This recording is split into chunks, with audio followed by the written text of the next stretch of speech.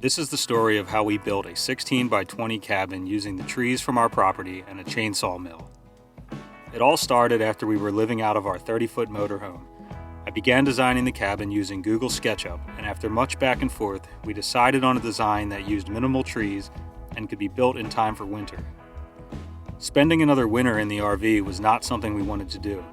Even though I installed a wood stove in the RV, the lack of insulation made winter life difficult. We arrived at our land on March 25, 2021, and with winter only 8 months away, the hard work began. The first step was becoming comfortable with the Logosol F2 chainsaw mill and to mill the large beams that would be the foundation of the cabin. Chainsaw milling is a slow process, but seeing the beautiful lumber created from trees that would have been left rotting made it worth every minute. The Logosol F2 is an amazing tool and is probably the reason my body wasn't completely destroyed in the building process. Feeling comfortable with the mill, I focused on the foundation. Using string line, we mapped out the location of the footers. 9 holes, 3 feet down, with 6 inches of hand-crushed gravel would house the giant logs. Each log was almost a foot wide and coated in a tar wood sealer. Digging the holes by hand in rocky clay soil was not easy, and already a few weeks into the project, all I had to look at was 9 logs sticking out of the ground. I felt like I would never make my winter deadline, but I kept focused.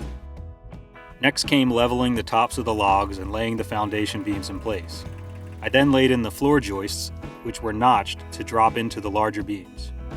Now that the foundation was in place, it was time to build the frame of the cabin. I started by milling 3 of the 11-foot 6x6s, and with my parents' help, we were able to construct one corner of the cabin. Seeing vertical progress gave me hope that my winter deadline could be met. Once the frame was completed, it was time for the rafters and the intimidating 21-foot ridge beam. Thanks to help from our friend Bob, we managed to get the job done. We then installed the rafters and roof sheathing. With the frame mostly complete, we installed the metal roof so that the flooring would be protected once installed.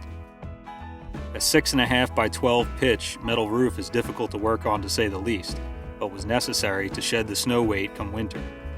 Next was flooring. I laid down a vapor barrier and began milling the 1-inch thick floorboards. This was a lot of milling. Watching the floor grow as we milled and screwed was satisfying. With the help of my uncle, we managed to get the floor done within a week. My uncle also helped me install the 16-foot round tree beam that would span across the cabin, tying the walls together and serving as the front support of the loft joists. The round tree going through the entire cabin made it feel like a tree fort and was very unique. I then framed out the walls between the wall beams to add more support and to hold the insulation. Coming from an RV with terrible insulation, this was a non-negotiable. I framed out 3 large windows, a bathroom window, and the front door. Now that the walls were in place, we needed a way to access the door. So my uncle and I built a set of steps using logs and cutoffs from milling. Once the vapor barrier was stapled to the outside of the framing, it was time for siding.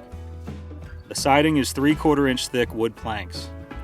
I decided to leave the raw edge, which provided more coverage with each plank and gave it that rustic cabin look. I felt more and more accomplished as each wall was covered in beautiful wood siding.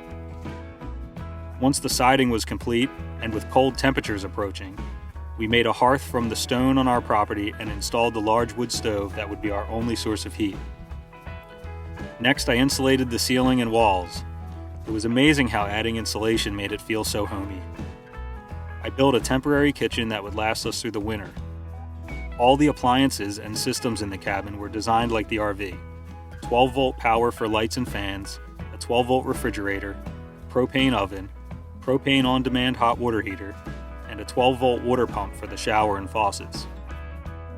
The water system and filling process deserves its own video, but basically it's a 225-gallon tank that sits outside of the cabin in an insulated box.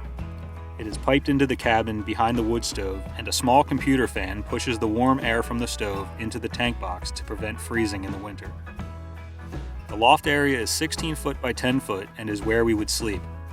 At first we used a ladder to access the loft, but our dachshund Rupert was not pleased with that. So I built him steps, which he was also not pleased with. They were too steep, so I constructed a long ramp that ran along the stairs. With Rupert now content, my wife having a kitchen and running water, we were all happily living in the cabin by November 1st. 8 months of building, 6 days a week has been a stressful and rewarding process. There's no greater feeling than living in a home you built by hand, from the resources of the land. Society would say that there's something off with me to choose to do something like this. But with the amount of happiness, community, and inspiration it has brought to myself, my wife, my family, and friends, I'd say there's something off if you never get the opportunity to do something like this.